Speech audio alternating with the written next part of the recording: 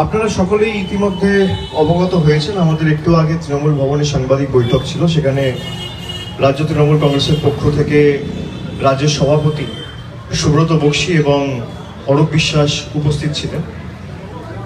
সেখানে আনুষ্ঠানিকভাবে আজকে শোভন চ্যাটার্জি এবং বৈশাখী বন্দ্যোপাধ্যায় দুজনই তৃণমূলে ফিরে এসছেন। গণতান্ত্রিক দেশ, গণতান্ত্রিক সমাজ, আমি মনে করি গণতন্ত্রে যে কোনো রাজনৈতিক দল কে কোন রাজনৈতিক দল করবে সেটা বেছে নেওয়ার অধিকার সবার রয়েছে। এবং মধ্যেখানে কয়েক বছর যদিও তিনি সক্রিয় রাজনীতিতে ছিলেন না, কিন্তু নিয়মিত দলনেত্রীর সাথে তার যোগাযোগ ছিল, আপনারাও দেখেছেন।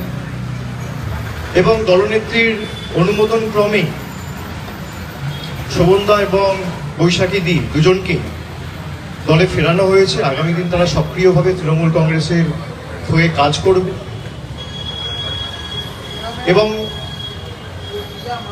আমি সকলের কাছে অ্যাপিল করব, জাতি দলমত নির্বিশেষে, রাজনৈতিক দল নির্বিশেষে যেভাবে আমাদের বাংলার প্রতি বিজেপি আঘাত আনছে, কেন্দ্রের ধারাবাহিক বৈমাতৃসুলভ আচরণ সহ 5 বছর ধরে আঘাত, লাঞ্ছনা, বঞ্চনা, বাংলার প্রতি অপমান, বাংলাকে বাংলাদেশি বলে দাগিয়ে দেওয়া,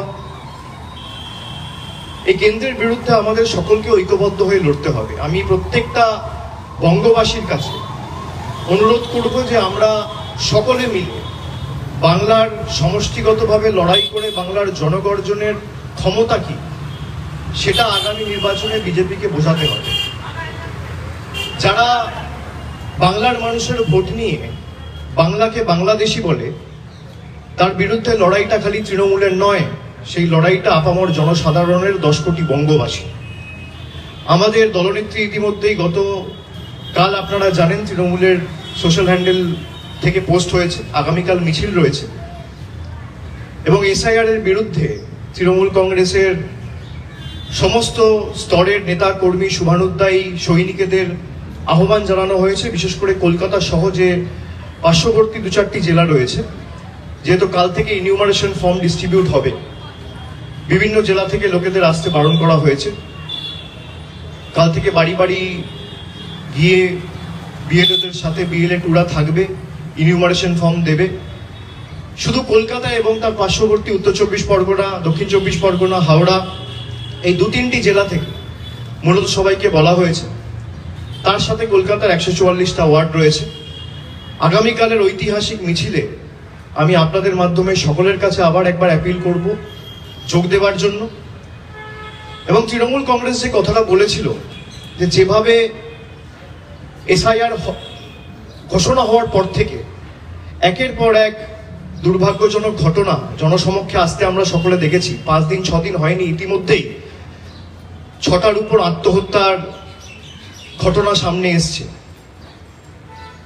প্রথম একদম সেই পানিহাটির প্রদীপগড় থেকে শুরু করে তারপর আপনারা দেখেছিলেন ইলামবাজারে একজন 95 বছরের বয়স্ক বৃদ্ধ মানুষ, তিনি আত্মহত্যা করেন। বারাসাতে একজন করেছেন, তামিলনাড়ুতে একজন, বর্ধমানের জামালপুরের একজন ভদ্রলোক ছিলেন, তিনি বিষকে আত্মহত্যা করেছেন। তার সাথে আরো একজন ভর্তি ছিল, আমি একটু আগে খবর পেলাম তিনিও মারা গেছে। আজকে ডানকুনিতে একজন আত্মহত্যা করেছেন এসআইআর এর আতঙ্কে এবং ভয়ে। আমরা যেটা প্রথম দিন থেকে বলেছিলাম যে একজন যোগ্য ভোটারের নামও যদি ভোটার তালিকা থেকে বাদ যায়, তৃণমূল কংগ্রেস এই আন্দোলন দিল্লির বুকে নিয়ে যাবে এবং যারা কেন্দ্র সরকারের এবং দিল্লির তল্পিবাহক হয়ে কাজ করে বাংলার মানুষের বিরুদ্ধে আঘাত এনে বাংলাকে ভাতে মারতে চাইছে, বাংলার মানুষের পরিচয় বাংলাদেশি বলে দাগিয়ে দিয়ে তাকে অপমান করতে চাইছে, শুধু বাংলায় কথা বলে বলে তাকে বাংলাদেশি বলতে চাইছে, তাদের বিরুদ্ধে এই লড়াই আগামী দিন আরো তীব্রতর হবে এবং দিল্লিতে গিয়ে পৌঁছাবে। আমি বলেছিলাম যে একটা যোগ্য লোকের নামও যদি বাদ যায় তাহলে তৃণমূল কংগ্রেস আগামী দিন দিল্লি যাবে। ইতিমধ্যেই যে 5-6 জন মারা গেছে তারা কি যোগ্য না অযোগ্য? বিজেপির বন্ধু এবং ইলেকশন কমিশনের প্রতিনিধিদের প্রতি আমার প্রথম প্রশ্ন যে আপনারা বলছেন যে 2002-এর ভোটার তালিকায় যাদের নাম রয়েছে তাদের নাম বাদ যাবে না। সোনালী খাতুন, যাকে বাংলাদেশি বলে আখ্যায়িত করে বাংলাদেশে পাঠিয়ে দেওয়া হয়েছে, তার মার নাম রয়েছে 2002-এর তালিকায়, বাবার নাম রয়েছে 2002-এর তালিকায়।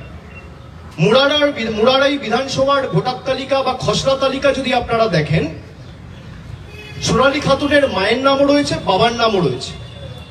হাইকোর্ট বলেছে সে ভারতীয়, সুপ্রিম কোর্ট বলেছে সে ভারতীয়, সুপ্রিম কোর্টে বোধহয় মামলা চলছে, হাইকোর্ট বলেছে সে ভারতীয়, তাকে ফিরিয়ে আনতে হবে এবং একটা নির্দিষ্ট সময়সীমা বেঁধে দেওয়া হয়েছিল তাকে ফিরিয়ে আনার জন্য। তারপরও ভারতবর্ষের স্বরাষ্ট্র মন্ত্রক বা বিদেশ মন্ত্রক কোনো উদ্যোগ দেখায়নি বা তৎপরতা দেখায়নি। তারই সাথে সুইটি খাতুন, তার মায়ের নাম রয়েছে 2002-এর ভোটার তালিকায় এবং বাবার নাম রয়েছে ঝাড়খণ্ডের ভোটার তালিকায়, খসড়া তালিকায় 2002-এর ড্রাফট ইলেকটোরাল রোলে। তারপরেও তাদেরকে বাংলাদেশি বলে পাঠিয়ে দেওয়া হয়েছে। গতকাল একটা সাক্ষাৎকারে দেশের স্বরাষ্ট্রমন্ত্রী অমিত শাহ বলেছেন, যারা ভারতবর্ষে জন্মায়নি তাদের ভারতবর্ষে ভোটাধিকার বা ভোট দেওয়ার কোন অধিকার নেই। তার যুক্তির নিরিখেই যদি আমি দেখি, তাহলে বিজেপি নেতা লালকৃষ্ণ আদবানির ভোটাধিকার প্রয়োগ করার অধিকার নেই। লালকৃষ্ণ আদবানির জন্ম কোথায় হয়েছে? অমিত শাহর যুক্তি যদি আমি ধরি, তাহলে শান্তনু ঠাকুরের ভোটাধিকার প্রয়োগ করার অধিকার নেই। যত মতুয়া ভাই বোনেরা আছে কারোর ভোট দেওয়ার অধিকার নেই। এটা আমি বলছি না, দেশের স্বরাষ্ট্রমন্ত্রী এবং বিজেপির প্রাক্তন সর্বভারতীয় সভাপতি অমিত শাহ বলছে। আমি অনুরোধ করব আপনাদের যে এরা যে সিএএ ক্যাম্প করছে আপনাদের মাধ্যমে, এদের ফাঁদে কেউ পা দেবেন না। যদি কেউ সিএএ ক্যাম্পে গিয়ে অ্যাপিল করেন, আসামের 12 লক্ষ হিন্দু বাঙালির মতো আপনাদের অবস্থা হবে। সবাইকে ডিটেনশন ক্যাম্পে নিয়ে গিয়ে ফেলবে। আর তৃণমূল থাকতে আপনাদের কারোর নাম বাদ যাবে না। কেউ ভয় পাবেন না, কেউ আতঙ্কে থাকবেন না। আমাদের কর্মীরা রাস্তায় নেমেছে, আগামীকাল থেকে বিএলএ-2রা বাড়ি বাড়ি যাবে। প্রত্যেকটা অঞ্চলে, প্রত্যেকটা ওয়ার্ডে একটা করে অ্যাসিস্ট করার জন্য হেল্প ডেস্ক তৈরি করা হচ্ছে, ক্যাম্প তৈরি করা হচ্ছে এবং প্রত্যেকটা বিধানসভায় সুনির্দিষ্ট ওয়ার্ড রুমের ব্যবস্থা থাকবে। এমপিরা দায়িত্বে থাকবে এবং এমএলএরা দায়িত্বে থাকবে। সুতরাং এদের ভয়ে বা আতঙ্কে কেউ পা দেবেন না।